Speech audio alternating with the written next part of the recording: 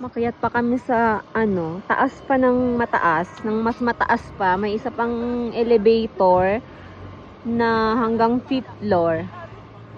So, sumakay kami. Nangangatal na ako. Sumakay kami ng elevator kaya kami nakarating din eh. Mas mataas pa siya. So, ayun na yung falls kanina. And, grabe. Ayan no, sumisipol na talaga dito yung hangin. Tapos ito, parang nag-aano sila. Ha? Ng Sila guest. yung kanina. Diyan yung may swing-swing Oo. sa area na yan. Asan? Pumasok kasi yata dun sa glass.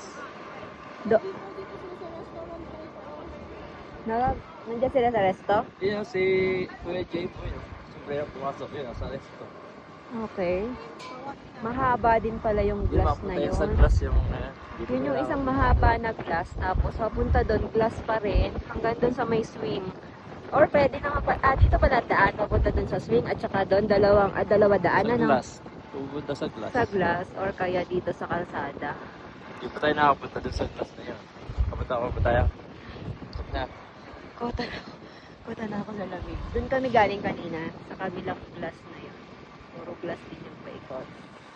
Nasaan tayo? Nasaan yung ano natin? Sasakyan natin, Kat?